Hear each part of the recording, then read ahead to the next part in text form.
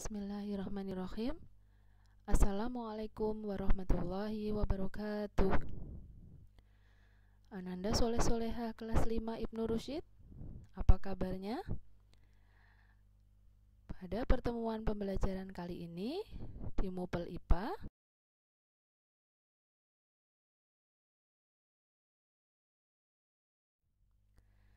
kita akan belajar tema 1, yaitu organ gerak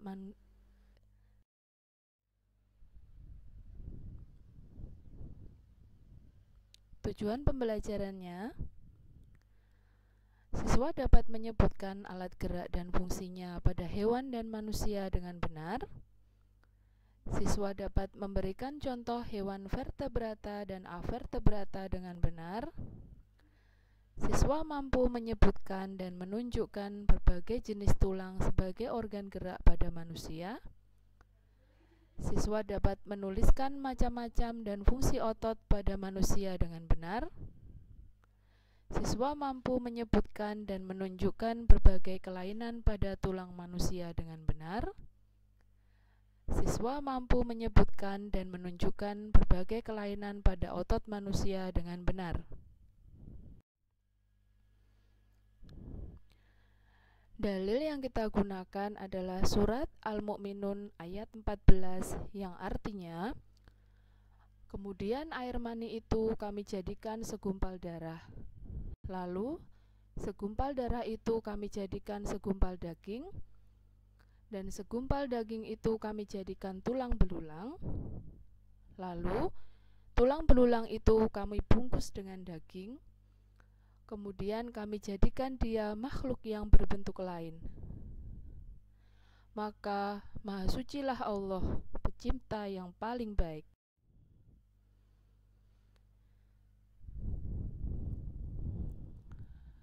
Ciri khusus makhluk hidup salah satunya bergerak. Bergerak diartikan sebagai perpindahan posisi sebagian atau seluruh bagian tubuh suatu makhluk hidup. Gerak manusia dan hewan memiliki kesamaan, yaitu dapat bergerak karena bantuan dari organ-organ gerak. Organ-organ gerak pada manusia dan hewan terdiri dari organ gerak pasif dan organ gerak aktif. Organ gerak pasif berupa tulang dan organ gerak aktif berupa otot. Mengapa tulang disebut organ gerak pasif? Karena tulang tidak dapat melakukan gerakan tanpa adanya gerakan dari otot sebagai alat gerak aktif yang menempel pada tulang.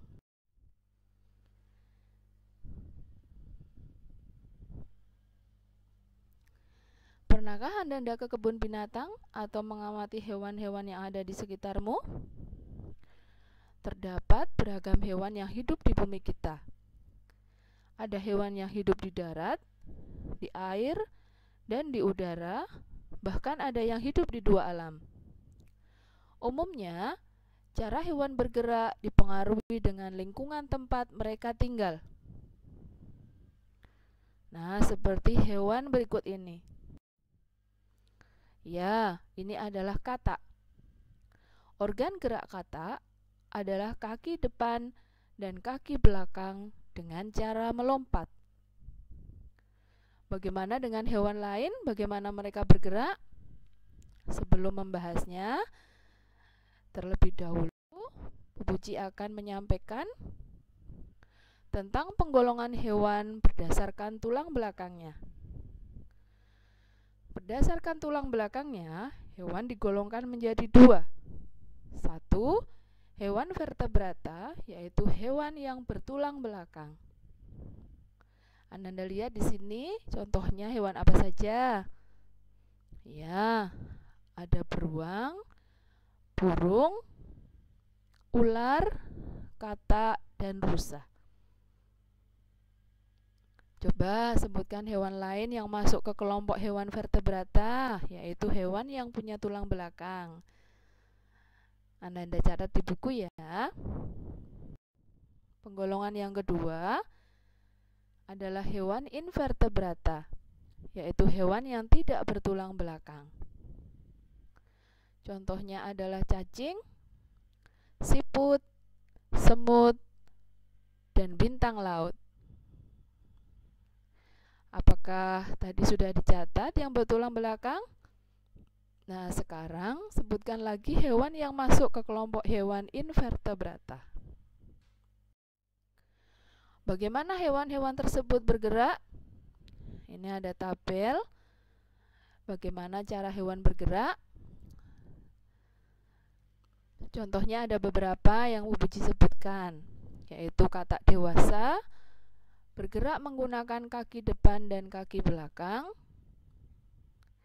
berudu menggunakan ekor, buaya menggunakan kaki depan dan kaki belakang, monyet menggunakan tungkai depan dan tungkai belakang, burung menggunakan sayap, ikan bergerak menggunakan sirip dan ekor, ular menggunakan otot perut, dan siput menggunakan otot perut.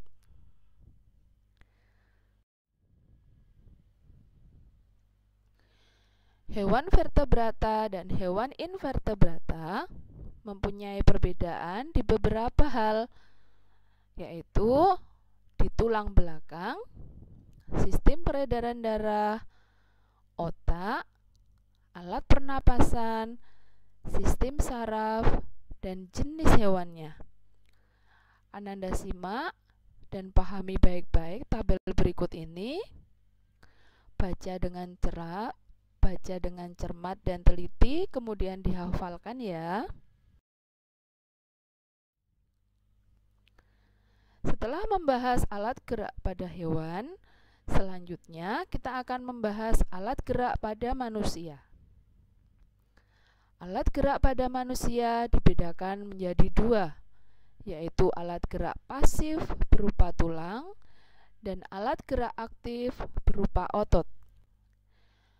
Tulang-tulang pada manusia akan terangkai menjadi rangka. Ananda perhatikan, inilah rangka pada tubuh kita yang tersusun atas tulang-tulang. Ada berapa banyak tulang pada tubuh kita? Yaitu terdapat 206 tulang pada rangka manusia dewasa. Ananda simak nama-nama tulangnya dan terletak di bagian mana, kemudian dihafalkan dan cari tahu fungsinya ya. Rangka manusia dibedakan menjadi 3 bagian. Yang pertama, rangka kepala. Pada rangka kepala terdapat tulang ubun-ubun, tulang kepala belakang, tulang pelipis, tulang baji, tulang pipi, tulang rahang bawah, tulang rahang atas, tulang hidung, dan tulang dahi. Bagian yang kedua adalah rangka badan. Pada rangka badan terdapat tulang belakang. Tulang belakang terdiri atas 7 ruas tulang leher, 12 ruas tulang punggung, 5 ruas tulang pinggang, 5 ruas tulang kelangkang, dan 4 ruas tulang ekor. Kemudian terdapat tulang dada dan tulang rusuk. Bagian yang ketiga adalah rangka anggota gerak. Rangka anggota gerak terdiri atas tulang anggota gerak atas dan tulang anggota gerak bawah.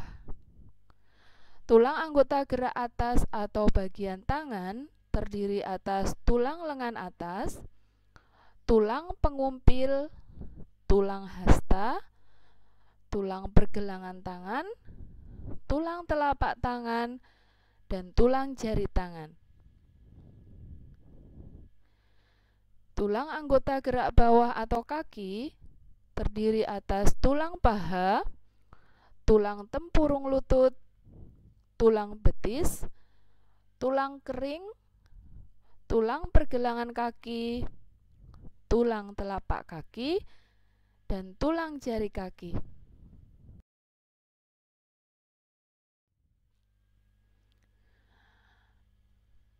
Berdasarkan bentuknya, tulang dibedakan menjadi 3, yaitu bentuk pipih, pendek, dan pipa. Tulang yang berbentuk pipih terdapat pada tengkorak, rusuk, dan belikat. Tulang yang berbentuk pendek antara lain terdapat pada telapak tangan dan ruas tulang belakang. Sedangkan tulang yang berbentuk pipa terdapat pada paha, tungkai bawah, dan tungkai atas.